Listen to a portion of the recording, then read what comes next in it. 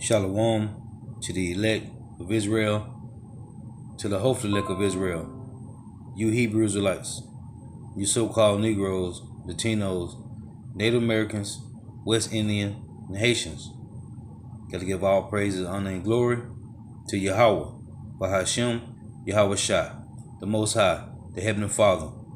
His Hebrew name is Yahweh, not Yahweh, not Jehovah, not God, not Elohim, not Most High, not Lord, not Jah, not Yah, not Ahia. It's Yahweh. His only begotten Son name in the Hebrew is Yahweh Shai, not Yahshua, not Yeshua, not Jesus Christos, not Jesus Christ, not Serapis Christus, not Yeshaya, not Yehoshua, not Yeshua. It's Yahweh Shai. So gotta give all praise, honor, and glory to Yahweh, Bahashem, Yahweh Shai, Bahashem, Rikah Kodash. Double honors to the apostles and elders of Great Millstone who rule well, who teach well. And a sincere salutation to all the ark and pushing this truth and believing this truth throughout the four winds of the earth, the entire world, looking at the hopeful elect. And shalom to the outwalk who are listening and learning, the few sisters who are listening and learning. I'm Isaiah from the GMS Orlando Cap, coming at you with another lesson in truth, facts, faith, and edification, another daily edification. The Lord's willing, this be edifying. And this is another lesson on the fall of Babylon the Great, or I should say the separation, the division of Babylon the Great. This is the separation, man, of Babylon the Great and his allies. Lord's willing, this be edifying. I'm Rick Sanchez, and I want to welcome all of you who are watching us from all over the world, whether on regular TV or on portable TV, the app that carries our program for you. As we begin this newscast today, we are monitoring the very latest protests worldwide as there's some new videos out. I don't know if you've seen them, with new accusations of police officers that have surfaced in the deaths of African American suspects. These are new. These are not about George Floyd, and we're going to have that for you. But we're going to begin with a question that many of you may have been asking yourselves about the current economy. Is the worst behind us? Fair question. When will we see a downturn, and why?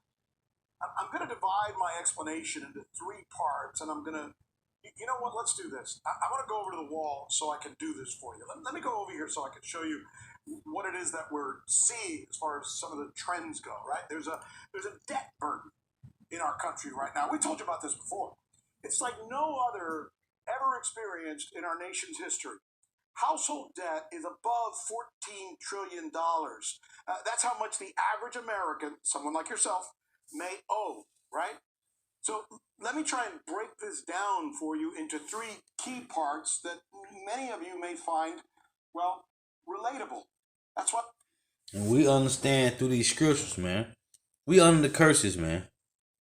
So as the scriptures say in Haggai 1 and 6, let's read that. It reads, Ye have sown much and bring in little. Ye eat, but ye have not enough. Ye drink, but ye are not filled with drink. Ye clothe you, but there is none warm. And he that earneth wages to put it into a bag with holes. That's why the hopeful elect do not trust the system, the government, Babylon the Great. The Lord give you your daily bread. The Lord say a man should not live by bread alone, but by every word that proceedeth out of the mouth of the Heavenly Father Yahweh, Bahashim Yahweh Shai. Why we put this line graph up here for you, and I want to start with auto debt. It's been going up now for about 3 straight years. That's the blue line that you see right there. Look at that line. Look at the trajectory that's taken. You know what this number represents right here? That number represents $1.35 trillion. Now I want you to look at student loans. That's represented by that orange line that you see right there. This is important. It's actually going up now. That one's been going up for more than 10 years. And it's at $1.5 trillion. $1.5 trillion. Wrap your head around that number. Now let's add up credit card debt. Same thing taking place right now. Household debt is what we're talking about.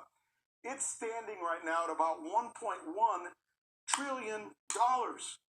Now, just to put all of this into perspective, in 2008, our entire economy had a meltdown, right? Banks collapsed because of a mortgage debt of how much? How much was that debt back in 2008? $800 billion. That's less than any one of these, right? Less than the student loan, less than the auto, less than the credit debt individually. So now let's take a look at something else. Let's look at how many Americans are not drawing an income right now. According to Fortune magazine just today, numbers hot off the press that I just checked, the real unemployment in America right now is probably around 16%. That's a big nut, right? May go even higher for a couple of reasons that we can't get into right now. But let's compare that to the bust that we experienced in terms of unemployment back in 2008. At its worst, absolute worst, unemployment back then was around 10%. So what do we have? I'll tell you what we have. We have Americans saddled with record debt, Americans not getting an income. And you see that? 2008, 10%. 2020, 16%, man. What is this, man? Habakkuk chapter 1 and verse 5. It reads, Behold, ye among the heathen, and regard and wonder marvelously. For I will work a work in your days, which ye would not believe, though it be told to you. Why is this happening? Because Jake trusts in the system, man. They trust in a system that cannot save them, man. Matthew 4:4. But he answered and said, It is written, this is the words of Yahushua, man shall not live by bread alone, but by every word that proceedeth out of the mouth of power. But he answered and said, It is written, man shall not live by bread alone, but by every word that proceedeth out of the mouth of power, man. This is Judges, Salakia, this is Joshua 1:8. And it reads, This book of the law shall not depart out of thy mouth, but thou shalt meditate therein day and night, that thou mayest observe to do according to all that is written therein. For then thou shalt make thy way prosperous, and then thou shalt have good success. Only, man. That's it. There's no other way, man. This is Job 23 and verse 11. It reads, My foot have held his steps. His way have I kept and not declined. Neither have I gone back from the commandment of his lips. I have esteemed the words of his mouth more than my necessary food. You see, Jake trusts in the system, man. You trusting in a government that cannot save you, man. This is Proverbs 16:7. It reads, When a man's ways please the Lord, Yahweh, Bahashim Yahushua, he maketh even his enemies to be at peace with him. Okay? When you read Proverbs, was that 24, man?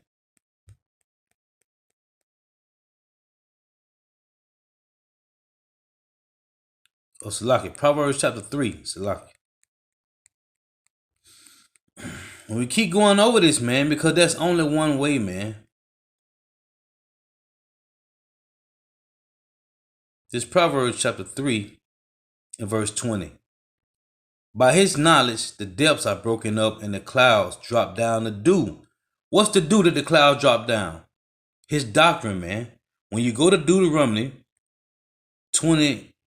32 and 2, it reads this. My doctrine shall drop as the rain. My speech shall distill as the dew, as the small rain upon the tender herb, and as the showers upon the grass.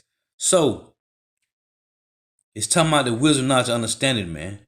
So back in Proverbs 3:20, by his knowledge the depths are broken up, and the clouds drop down the dew, meaning his wisdom, knowledge, understanding to the hopeful elect. My son, let not them depart from thine eyes, teach sound wisdom and discretion. So shall they be life unto thy soul, and grace to thy neck. Then shalt thou walk in thy way safely, and thy foot shall not stumble. When thou layest down, thou shalt not be afraid. Yet thou shalt lay down, and thy sleep shall be sweet. For the Lord Yahweh shall be thy confidence, and shall keep thy foot from being taken. So you see what's going on. This is happening to 2/3 of Jake that refuse to repent, convert, and be healed, man. They refuse.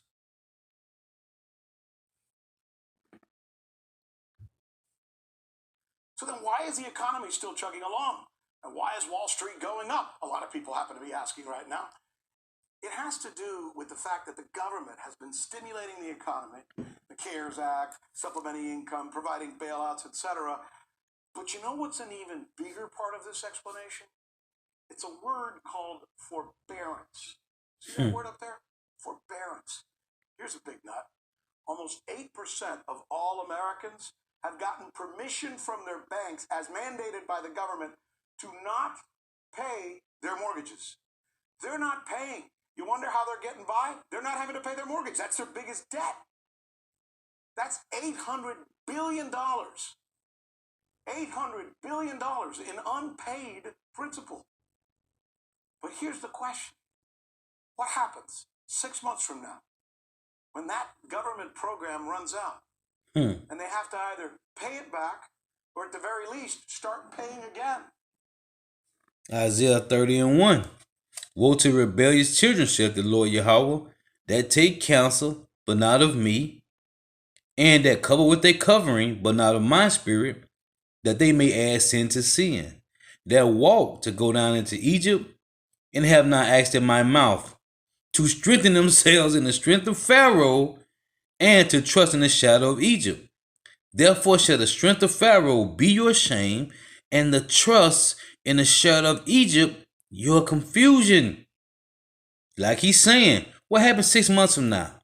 Lord willing, if it be a 6 months, I ain't gonna say Lord willing, but if it be a 6 months, because we hoping the Lord destroy this place today, tomorrow. What happened, man? You trust in the shadow of Egypt, therefore, it say what? Therefore shall the strength of Pharaoh be your shame, and the trust in the shadow of Egypt your confusion. Why? Isaiah 30:12. Wherefore thus saith the Holy One of Israel, because ye despise this word, and trust in oppression and perverseness, and stay thereon. Isaiah 31:1. Woe to them that go down to Egypt for help, and stay on horses, and trust in chariots, because they are many, and in horsemen, because they are strong, meaning their military power, their economic infrastructure. But they look not unto the Holy One of Israel, neither seek the Lord Yahweh, Bahashim Yahushua. Yet he also is wise, and will bring evil, and will not call back his words, but will arise against the house of the evildoers, you 2/3 of Israel, and against the people, and against the help of them that work iniquity. Now the Egyptians are men and not God, and their horses flesh and not spirit. When the Lord Yahweh, Bahashim Yahushua, shall stretch out his hand, both he that helpeth shall fall, and he that is hoping, meaning that's being helped, shall fall down, and they all shall fall together. And we keep going on these same precepts, man. It seems like the lessons I keep bringing up these same precepts, man. Proverbs 11:21. Because this is the time that we're living in, man. Though hand join in hand, the wicked shall not be unpunished, but the seed of the righteous shall be delivered. Isaiah 13 and 15. And it's a beautiful thing, man.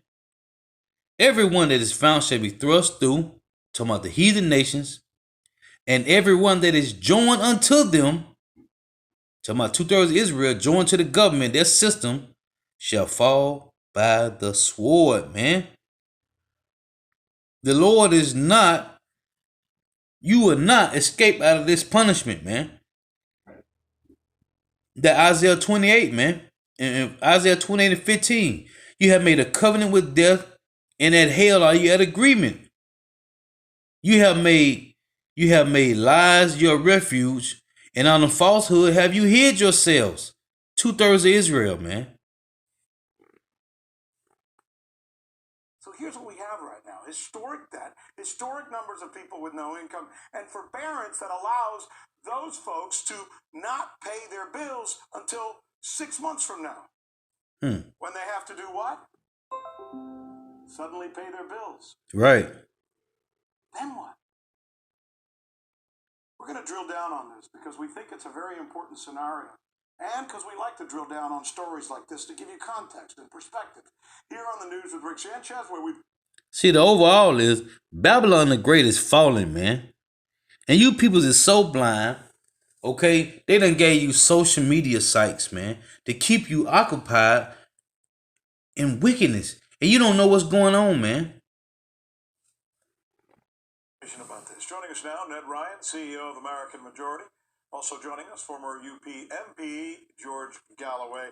George, I kind of think I know where you're going to fall on this, but I'm not quite sure where Ned stands. So, Ned, why don't you throw out the first salvo here? Well, no, I mean, we've never, as Pompeo said, we're not part of the Rome Statute. We have always fought the ICC's attempts to assert jurisdiction over U.S. military personnel. And again, I would reiterate, George W. Bush, who I wrote for, was exactly right. We were not going to be part of the ICC. And this little short clip from RT News is titled, Heated Debate, Can the World Trust U.S. Anymore? No, man, they can't. Babylon the Great cannot be trusted, man. For fear that it would target military personnel. And the real question, the real debate here, Rick, is over national sovereignty. The U.S. is not going to surrender some sovereignty to some international court. And if they insist on trying to assert control, this is why you're seeing the Trump administration push back. If you would like to try and do this, we will revoke visas for you, your family members, and we'll freeze your assets. You can't have it both ways. You can't target U.S. military personnel as war criminals and then try and enjoy all the privileges and benefits of this country. George, to you. This is a court we're talking about. Judges, legal officials. I mean, you can't appoint yourselves as the world's policeman, but refuse to go to a court and threaten a scorched earth towards the court if they have the gall to prosecute crimes that were committed in a country which is a member of the court. These alleged crimes took place in Afghanistan. It is a member of the court. Therefore, the court has every right to examine allegations of war crimes in the long conflict still going on in Afghanistan. And as to sovereignty and refusing to allow, look, Julian Assange is a personal friend of mine. The same people who are taking this approach to any idea of sending an American accused to a court in The Hague are the very people demanding that my friend must be sent by Britain to the United States to disappear for the rest of his life for publishing documents which revealed war crimes. The reason I'm showing this is because this is the separation of these Idumeans, man. This is for educational purposes only. This is showing you the separation of these Idumeans, man. To you. Well, a couple of things. First of all, we're talking about a question of legitimacy, and do we actually recognize this court? We never have, Rick. We have never recognized their legitimacy to assert jurisdiction over U.S. military personnel. Why not? So that's the issue. We've never given it to them. Why not? Well, I would ask, why would we? This is about national sovereignty. We're not going to let them target U.S. military personnel who were sent there And I think the bigger argument, we can't talk about it too much, but is again, why were we even sending people to Afghanistan and Iraq? I would quibble with that. But they were sent by their commander-in-chief and by their generals. But I will say this, Rick, if you're going to quibble about the United States pushing back, we should talk about Russia. We should talk about China. We should talk about all these other countries that are also not part of the ICC, again, because of the issue of national sovereignty. Is your problem just with U.S. troops? What about contractors? What about some of these contractors we hear about who've done some pretty awful things in different places? If they happen to have U.S. citizenship, they can't be held by a court either? No, who are being held accountable, who have to face charges in this country, Rick, who are being held accountable. That's what Pompeo stressed. He stressed that very issue. So, Galloway, to you, George, can we, he's saying, look, we should trust the United States. Our court system is every bit as good, if not better, than the World Criminal Court, so let us handle it. We're going to be doing, we'll do it right. Well, look, you're entitled not to extradite your accused people to The Hague. That is your national sovereignty. But what's being done here is to threaten the International Court from even investigating cases of alleged war crimes. That's completely unconscionable. It has further divided Europe from the United States. If the United States is content to lose every friend it's ever had in the world, then go ahead. Well, that's prophecy, man. That's prophecy, man. You see? Obadiah 1 and 7. It reads that the scriptures say, everyone shall flee into their own country, man. Obadiah 1 and 7. All the men of thy confederacy have brought thee even to the border. The men that were at peace with thee have deceived thee and prevailed against thee. They that eat thy bread have laid a wound under thee. There is none understanding in him. The Paris Accords, the Iran nuclear deal, the Nord Stream 2, the International Criminal Court. Go ahead. Burn everything. Tell everyone to go and get lost. But don't expect to be loved at the end of it, Rick. Well, Ned, to you, you make a good point, George.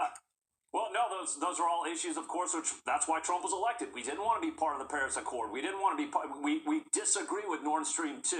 And I will say this, Rick, at the end of the day, economic interest will continue alliances and friendships moving forward. Trust me, people will still want to do business with the United States for economic reasons, so spare me some of this. No, they ain't, so man. In the end, the guy who has the gold has the power. Well said. Right. My thanks to you, Ned. My thanks to you, George. What a wonderful conversation with two. Isaiah 13 and 14. And it shall be as a chase roe and as a sheep that no man taketh up. They shall every man turn to his own people and flee every one into his own land. You see? This is going on, man. And as verse 17 say, behold, I will stir up the Medes against them, which shall not regard silver, and as for gold, they shall not delight in it. Okay? And scripture tell you what, man? That the Arabians shall neither, verse 20. Verse 19, in Babylon, the glory of kingdoms, the beauty of Chaldees excellently shall be as when God overthrew Sodom and Gomorrah. It shall never be inhabited, neither shall it be dwelt in from generation to generation, neither shall the Arabian pitch tent there, neither shall the shepherds make their fold there. It's gonna be desolate, man. These peoples is separated, ain't gonna be no more friends, man. Really smart guys defending their points of view. Thank you again. Let's get this one. This is showing you the separation of Babylon the Great, man, and its allies. All right, it has been more than 20 years since the UK returned the island of Hong Kong back to China after some 150 years or so of colonization. But today, Prime Minister Boris Johnson is reasserting the UK's influence in its domestic affairs. He's extending special visas to about 3 million Hong Kongers with a pathway to British citizenship as China begins to reorganize governance on the island. So joining us to discuss, former UK MP George Galloway. So George, what is your analysis of this offer from the Prime Minister? Well, it's a very generous offer, much more generous than we ever made when we ruled the territory, having extorted it out of China in punishment for them refusing to allow us to sell Indian heroin there. I'm not making that up. That's how we came to have Hong Kong. And no Hong Kong Chinese would ever have been given a visa, still less the opportunity to come and settle here when we ruled the territory. So it's a blatantly opportunistic move. I'm not sure that Boris Johnson has quite told his voting base that 3 million new Chinese immigrants will shortly be on their way, especially after a Brexit campaign, where on the right, at least, of that campaign, the issue of mass immigration of people who don't look like us was rather salient in the campaign. I'm not sure where they're going to go, how they're going to get a doctor's appointment, how they're going to get a place in a school, find somewhere to live, and find somewhere to work. So this is pretty dramatic news. But as far as interfering in China's domestic affairs, that goes without saying. It's a flagrant abuse of the principle of non-interference in the internal affairs of other countries. And China has already said that Britain, having lifted this big stone, will shortly drop it on its own feet. In other words, there will be an answer from the Chinese to this insult. That's right, George. Let's take a listen to what the Chinese Foreign Ministry spokesman had to say. The British side willfully made irresponsible remarks and accusations against China and grossly interfered in Hong Kong affairs and China's internal affairs. China strongly deplores and firmly opposes that, and has made solemn complaints with the British side. Now, George, he went on to call this a colonial mindset and said this would backfire. So how do you read that? Is that some sort of threat? Yes, I think it is a threat. Australia already learned what the Chinese mean when they say these kind of things.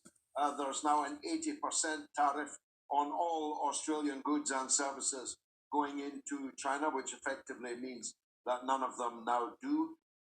China is a big and powerful country. It will not be pushed around by a former colonial power that clearly still has ideas above its station in the world. And the reality is, the truth is, Britain, having left the European Union and alienated all of its former partners in the European Union, having effectively now broken relations with Russia, there's actually nothing for the Russian embassy in London now to do. There's no business done between London and Moscow. We've now picked a fight with China. You might well wonder at the wisdom of that kind of foreign policy.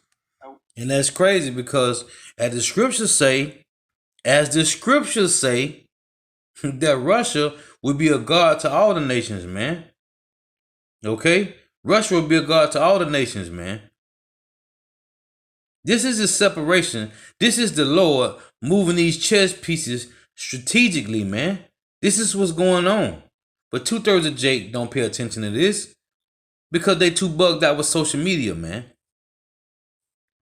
Let me get this. This is Isaiah 19:2. It reads, "And I will set the Egyptians against the Egyptians, and they shall fight everyone against his brother, and everyone against his neighbor." You see, these are the allies fighting against each other, man. City against city, and kingdom against kingdom. That's what's going on, man. The Babylon the Great and its allies, the neighboring cities, are fighting amongst each other, man. For what? For dominance, man. This is for dominance. And when you go into Daniel 7, when you read about the 10 horns, and Daniel said he saw one little horn came up and plucked up 3 horns. Those 3 horns was who? British, French, and Spanish, man. Who plucked them up? Babylon the Great, North America. These Idumeans been fighting amongst themselves forever, man. Who was the British? Edomites. Who was the French? Edomites. Who was the Spanish? Edomites, man. They've been fighting amongst themselves, man. This is Mark 3:23. And he called them unto him and said unto them in parables, how can Satan cast out Satan? And if a kingdom be divided against itself, that kingdom cannot stand. And if a house be divided against itself, that house cannot stand. And if Satan rise up against Satan and be divided, he cannot stand but have an end. These are the Idumeans fighting against the Idumeans, man. That's what's going on. Let's get this one. Luke chapter 11:17 reads, but he knowing their thoughts and said unto them, Yahushua, every kingdom divided against itself is brought to desolation, and a house divided against a house falleth. This is Ecclesiasticus 21:27. It reads, when the ungodly curseth Satan, he curseth his own soul. These are all the seed of the serpent, man. Talking about the Idumeans. Now, when you go to Daniel chapter 2, which we love to read, this is Daniel 2:39. It reads, and after thee, this is Daniel telling Nebuchadnezzar, and after thee shall arise another kingdom inferior to thee, talking about the Medo and Persian Empire, and another third kingdom of brass, which shall bear rule over all the earth. This is talking about Alexander the Great, the Greek Empire. And the fourth kingdom, which is the Roman Empire, shall be strong as iron, far as much as iron breaketh in pieces, and subdue all things, and as iron that breaketh all these, shall it break in pieces and bruise. And whereas thou sawest the feet and the toes, part of potter's clay and part of iron, the kingdom shall be divided. You see? But there shall be in it a strength of the iron, for as much as thou sawest the iron mixed with miry clay. And as the toes of the feet were part of iron and part of clay, so the kingdom shall be partly strong and partly broken. That's a division, man. And whereas thou sawest iron mixed with miry clay, they shall mingle themselves with the seed of men, talking about the Idumeans, the Edomites, but they shall not cleave one to another, even as iron is not mixed with miry clay. That's why you got China and Iran is not cleaving with the Idumeans, man. This is Luke chapter 12 and verse 51. It reads, this is Yahushua. Suppose ye that I am come to give peace on earth. I tell you nay, but rather division. It's going to be division, because all these kingdoms must be destroyed, man. This is Jeremiah 25. And we're going to start at verse. Let's start at verse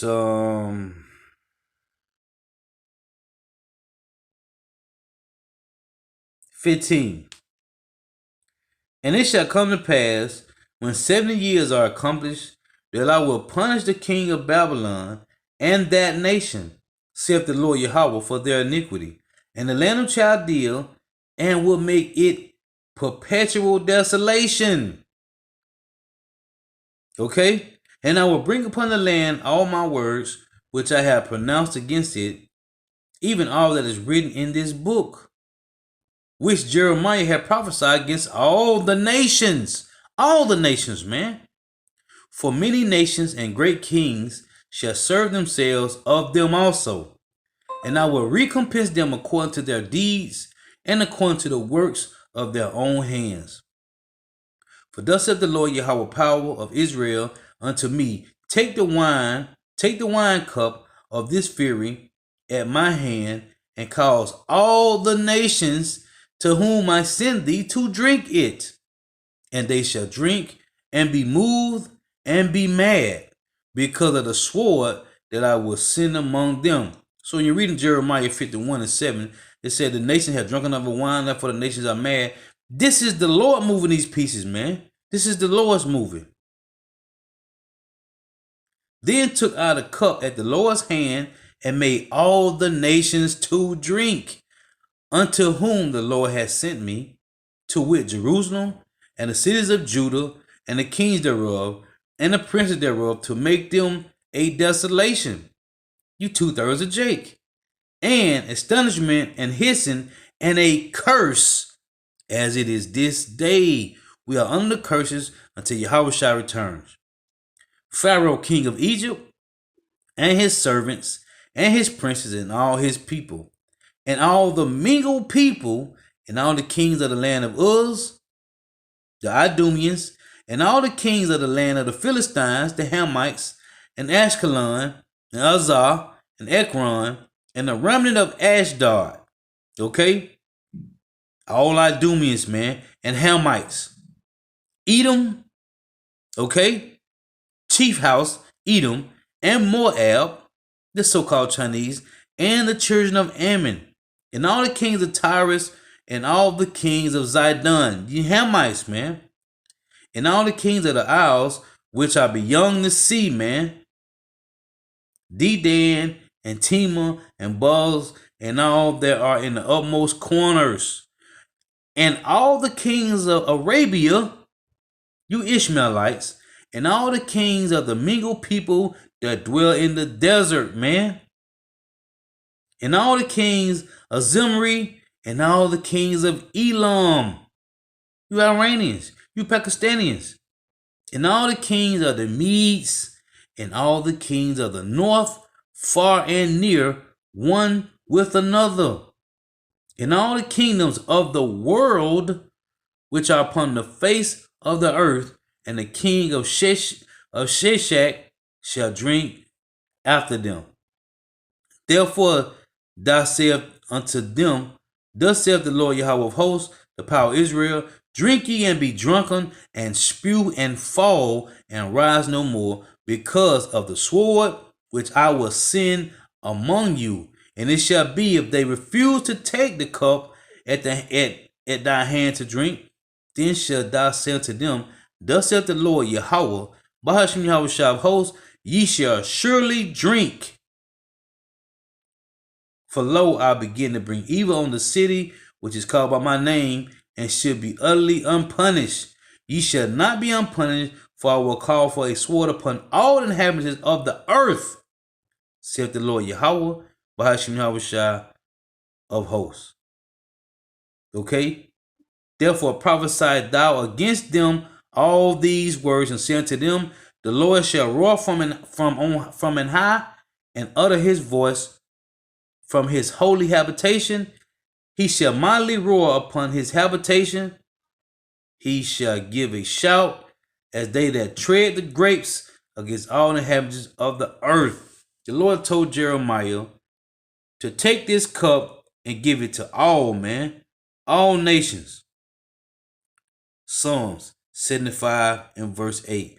For in the hand of the Lord there is a cup, and the wine is red, it is full of mixture, and he poureth out of the same. But the dregs thereof, all the wicked of the earth shall wring them out and drink them, man.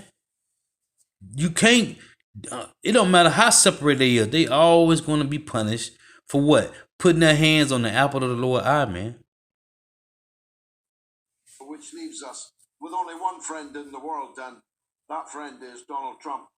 That's right, George. And the Prime Minister said that he would raise this with the Five Eyes, the possibility of burden sharing, should China change these national security measures in Hong Kong. How do you think the international partners are going to take to this request, especially given that today President Trump has just upped his battle against China by banning all Chinese commercial flights into the U.S.? Yes, well, Donald Trump will not be taking these 3 million Chinese people from Hong Kong.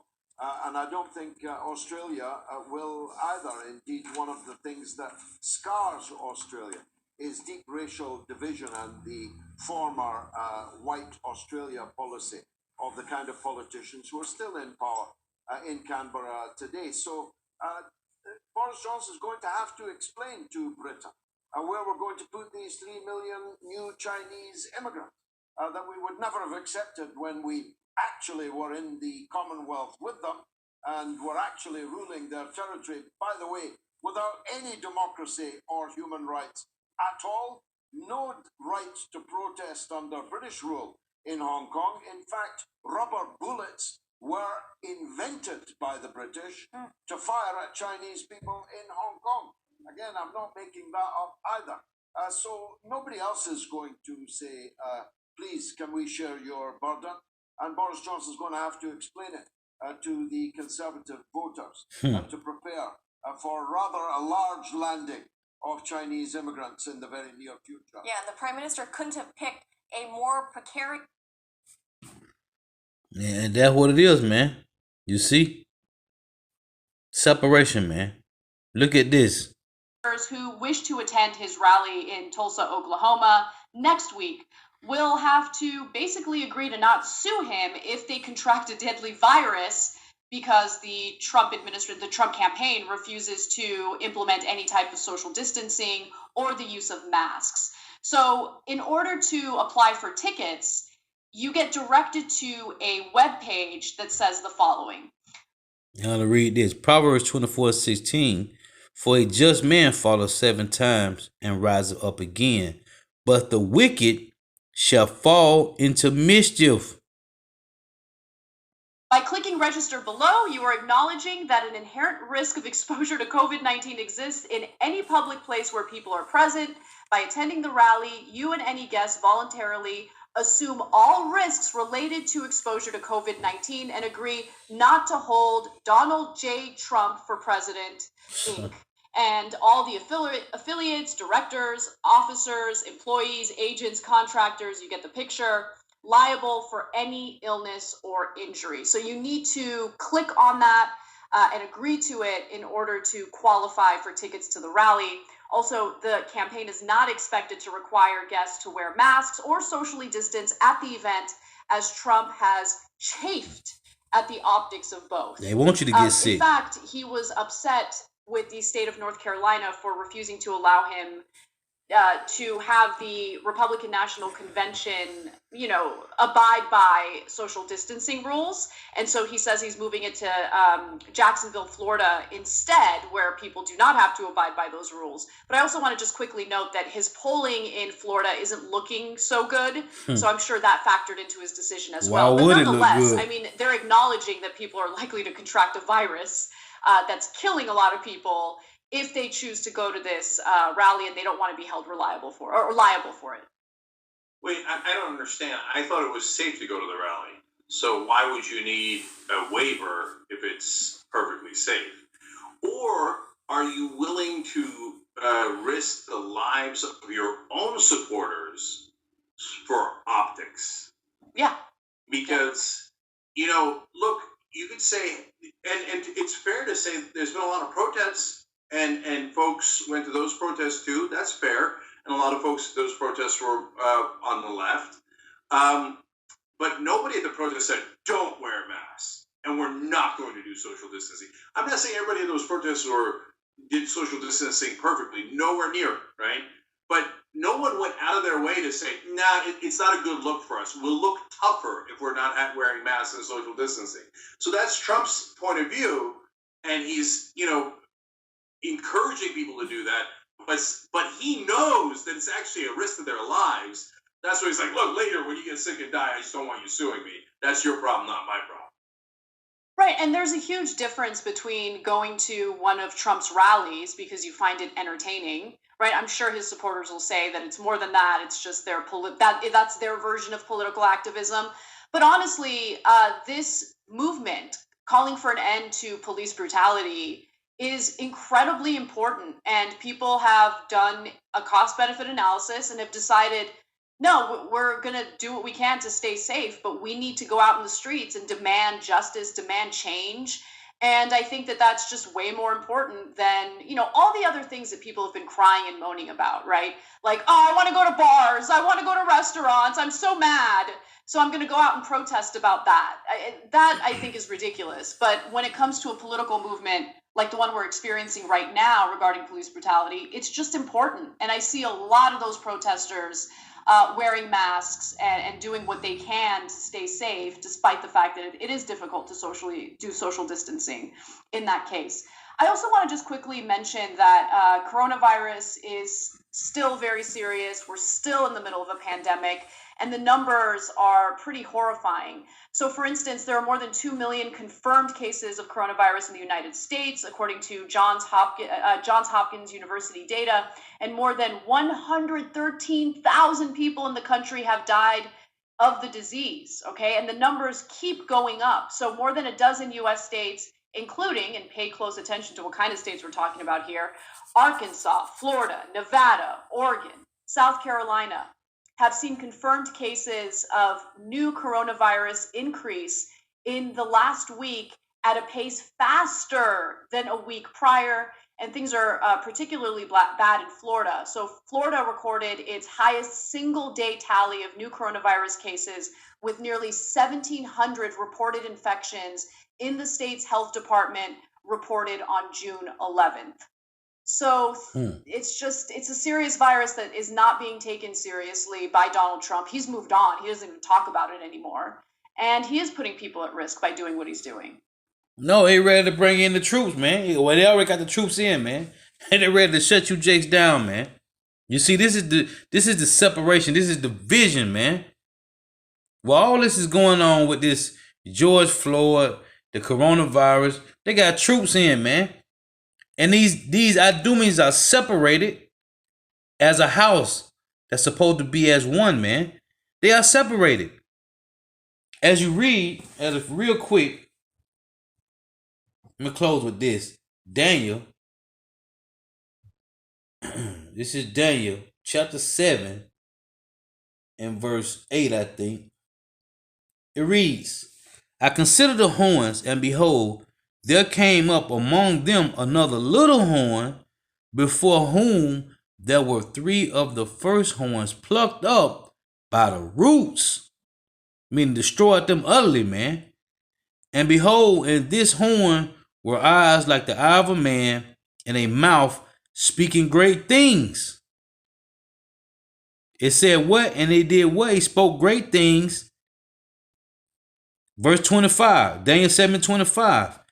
And he spake great words against the Most High, and shall wear out the saints of the Most High, think to change times and laws, and they shall be given into his hand until a time and time and the dividing of times.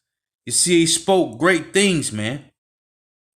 When you go to Revelation chapter 13, that beast that came up, that was like a leopard, that had feet like a bear, right? It says this.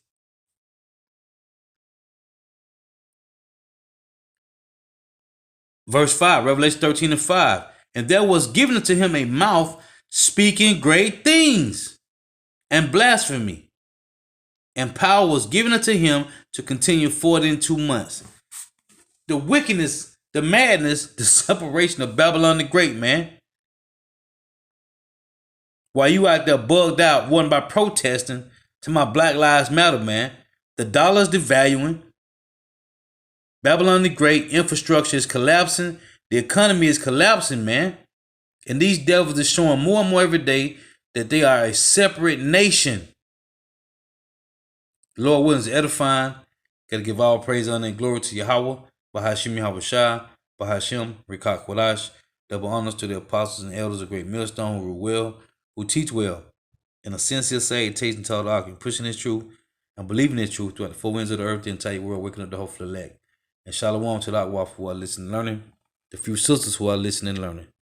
Lord willing, edifying till next time I say Shalom, Wa Abba Abba. I just checked the latest numbers. We're over 116,000 dead, which is just such a giant number. Now that's well over twice what the Vietnam War was. And so, look, the good news is we did do social distancing enough throughout the world. Some estimates say that it might have saved 25 to 30 million lives, the social distancing. The problem is if we relax it and then people start picking it back up, especially in the fall, it'll rage. So I'm so worried about it. We're all sick of staying at home, let's be honest, right? There's great parts to it, but we all want to go out, and whether it's going to work, and some of you might not love going to work, the idea of going to work, but going to restaurants, going to plays, and etc. But it is what it is. So just be careful. Even if you're a Trump supporter, be careful, even though Trump's telling you not to. And Anna, to be fair, it is on Juneteenth, his rally. So all the people going there might be going to celebrate Black liberation. And so it might be similar to the protests in that way. Thanks for watching The Young Turks. This is Isaiah 48 and 22. There is no peace, saith the Lord Yahweh, Bahashim Yahushua, unto the wicked. Shalom.